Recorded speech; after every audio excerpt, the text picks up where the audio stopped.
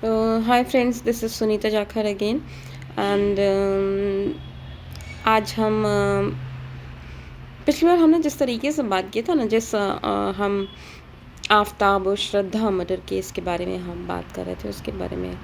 But आज अब women से जुड़ी बहुत सारी ऐसी प्रॉब्लम्स हैं।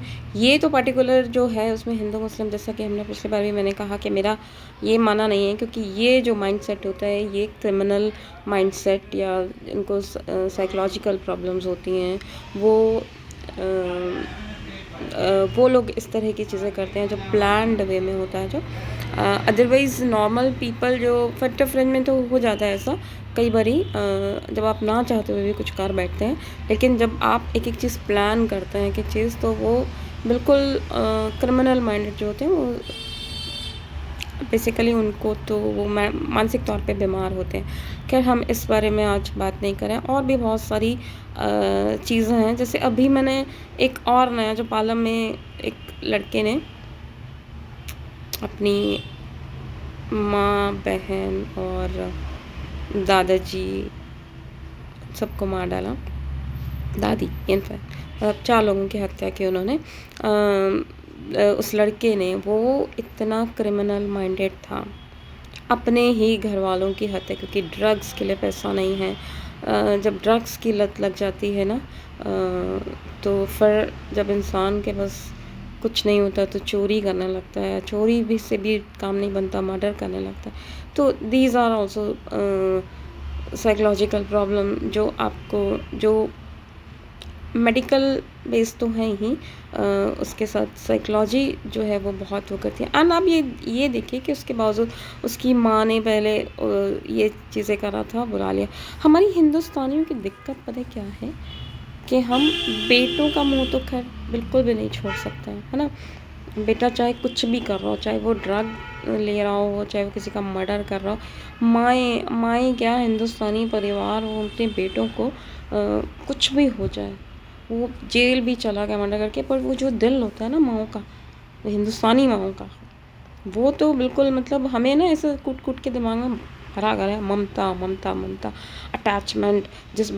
जो औरत बच्चों को छोड़ के जॉब भी करना चाहती है ना, उसको भी हम लोग बड़ी इजीली बोल देते हैं ना कि ये इसे अपने बच्चों की फिक्र नहीं है। वो कैसे घर मैनेज कर रही है, आपके घर में जाके कोई नहीं देखता कि बेचारी अगर सुबह कितने बजे उठ रही है, 4 बजे उठ रही है, 5 बजे उठ रही है, बच्चों का नाश्ता बना के फिर भी जा रही है। फिर भी अगर एक भी चीज़ रह गई ना, एंड अगर उसके बच्चों में ज़रा भी कुछ भी कमी नज़र आ गई, तो ये कि हाँ जी, काम कर रही हैं माएँ, जॉब कर रही हैं, इनको कौन देखेगा, इनके बच्चे तो ऐसे ही होंगे।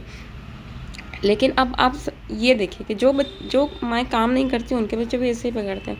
सेम ऐसा, ये तो मर्डर केस है। मैं ड्रग्स का एक और करती हूँ। हमारे ही अपने जानने वालों में एक, एंड उसकी मदर का भी, उसको जब हम मतलब हम नहीं, जो रिलेटिव्स और बोल रहे थे कि भाई आपके बच्चे में ये कर रहा है, ये उसकी संगति ठीक नहीं है, तो उनके माँ बाप मानने को तैयार नहीं हुए। एंड एट द एंड होता क्या है ना, कि वो इतना साइकोलॉजिकल प्रेशर अपने ऊपर भी ले लेते हैं ना पेरेंट्स। अब माँ को पता है बेटे को छोड़ भी नहीं सकते हैं, नशे की लत लगी हुई है, लेकिन आप समाज में ये भी नहीं कह सकते हैं कि हमारे बेटा ये कर रहा है। वहाँ पर भी आपको उनका सामना करना, नहीं मेरा बेटा है। आपकी ममता भी आपको खराब करके कह रहे थे। ऐसे में उनको हार्ट अटैक आया एंड ब्रेन स्ट्रोक आया था। एंड विद इन 2-3 डेज़ ख़त्म हो गई हूँ। और डॉक्टर ने ये बोला कि बहुत ओवर स्ट्रेस था या जो भी था। तो दिक्कत यही होती है कि हम जो समस्याओं को, जब समस्याएं स्टार्ट होती है ना, हम दबा दबा के रखते हैं। हम बताना नहीं चाहते किसी को। जैसे आपने देखा होगा, डिप्रेशन पर भी सोशल मीडिया में काफ़ी चलता है। जब से दीपिका पादुकोण ने खासकर बोला कि जब वो डिप्रेशन में थी, उसके बाद से बहुत सारे सेलेब्स में बोला डिप्रेशन के बारे में, तो अब थोड़ा सा लोग बात करने लगे। अदरवाइज़ तो डिप्रेशन पर भी बात करना, मतलब डिप्रेशन को पहली बात तो उसको डिनाई करते हैं, एंड उसको बीमारी मानने के लिए पहली बात तो वो, ये तो सबके साथ होता है, सभी के ज़िंदगी में ऐसा कोई ना कोई मुकाम आता है, मैं मानती हूँ। लेकिन बहुत सारे लोग इसको मैनेज कर पाते हैं, क्योंकि आसपास जो है वो चीज़ें, वो इतना माइंड आपका फैला हुआ होता है ना, कभी इधर कहीं कहीं इधर, तो वो एक उस पे नहीं करता। लेकिन जब वो सिचुएशन आ जाती है कि आपके माइंड से थॉट निकल ही नहीं रहा है, निकल ही नहीं रहा है, निकल ही नहीं रहा है, तो फिर वो आपको एक डॉक्टर की ज़रूरत पड़ती ही है। एंड तब वहाँ पर हम उसको कहते हैं कि डिप्रेशन की स्टेज आ गई, कि अपने आप से जब आप उसको ओवरकम नहीं कर पा रहे हैं। एंड अब आज की डेट में एंड ख़ासकर आफ्टर कोरोना तो इतने केसेस डिप्रेशन के बढ़ रहे हैं।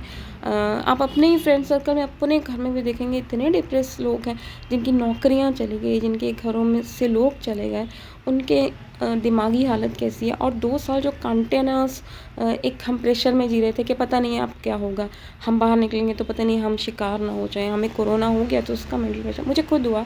मैं खुद, मेरे घर में मेरे हस्बैंड को हुआ, मुझे हुआ, मेरी मदर एक्सपायर हुई कोरोना में। तो हम लोग उसमें इतना ज़्यादा साइकोलॉजिकल हम पे वो था कि हमें भी उभरने में अभी तक इनफैक्ट नहीं उभर पाए हैं उस लॉस को। क्योंकि जब मेरी मदर की डेथ थी, बहुत लगभग ऑलमोस्ट महीना भर हॉस्पिटलाइज होके, एंड ट्रीटमेंट भी हो गया था, कोरोना भी नहीं था, लेकिन हार्ट अटैक आने के बाद डेथ हो गई उनकी। एंड आप सोचिए कि हम लोग उम्मीद लगा रहे थे कि 1-2 दिन में घर आ जाएंगे, क्योंकि डॉक्टर ने बोल दिया था कि 1-2 दिन बाद छुट्टी कर देंगे। एंड उसी टाइम पर उस वक्त मैं भी बीमार थी, घर में मेरे हस्बैंड को भी हो के हटा था, एंड मैं भी हॉस्पिटल मिलने गई तो मुझे फिर 14 दिन फिर से क्वारंटाइन होना पड़ा। तो इतना ज़्यादा प्रेशर था कि सच पूछे तो आज तक भी मैं एक्सेप्ट ही नहीं कर पाई, क्योंकि लास्ट रिचुअल्स भी नहीं देखे मैंने उनके। तो मुझे आज भी वो जो है वो फीलिंग ही नहीं आती है। तो मैं कटने की कोशिश करती हूँ उन बातों से, उनसे रिलेटेड चीज़ों से, या मैं देखती ही नहीं हूँ, फ़ोटो भी नहीं देखती। तो ये हाल है। तो डिप्रेशन तो इस तरह की जो चीज़ें होती हैं ना, जब भी कोई इस तरह का, एंड ड्रग लेना, दैट इज़ ऑल्सो कहीं ना कहीं कुछ ना कुछ ऐसी प्रॉब्लम हुई कि कहाँ से एनवायरनमेंट में आया, क्यों बच्चे ने लेना शुरू किया, क्यों आप टाइम पर नहीं पकड़ पाए। ये सारी चीज़ें जो हैं वो इंटरकनेक्टेड हैं। एंड आपको अगर कहीं भी ऐसा लगता है तो इन चीज़ों से, इस तरह का जो हत्याकांड हुआ है, एक ड्रगिस्ट ने कैसे अपने पूरे परिवार को ख़त्म कर दिया, इन चीज़ों से हमें सबक लेना चाहिए। आफ्ताब श्रद्धा मर्डर केस से जो आफ्ताब ने उसको मारा, उससे हमें सबक लेना चाहिए, बजाय इसके कि हम ये हिंदू मुस्लिम वाली राजनीति में उलझें, या ऐसा हुआ वैसा हुआ उसको खुद के निकालेंगे। तो उससे हम सबक क्या ले सकते हैं? क्योंकि जो हो गया उसको आप बदल नहीं सकते, लेकिन जो हो सकता है, जो हो ना जाए, उसको आप आज ही कोशिश करेंगे तो आप बदल सकते हैं। तो बजाय इसके कि हम भूतकाल में जीते रहें कि ऐसा हुआ था, ऐसा हुआ था, और वर्तमान में उसके इम्पैक्ट हम लेके बैठे रहें, कि हम भविष्य का ख्याल ना करें, इससे ज़्यादा बेहतर है कि हम उन चीज़ों को ढूँढें, उनसे हम सीख कर फिर आगे बढ़ें, और कम से कम अपने भविष्य को सिक्योर करें, अपने बच्चों को सिक्योर करें। तो ये चीज़ सीखने की है। तो मैं तो यही कहना चाहूँगी कि इससे सबक लें, और आगे इस तरह की चीज़ें ना हो। आपकी अपनी फैमिली में भी कोई चीज़ ऐसी हो तो दबा के ना रखें, समाज को उससे बताएं। Thank you so much. ऐसे ही किसी सब्जेक्ट पर हम नेक्स्ट टाइम फिर से बात करेंगे। Thank you.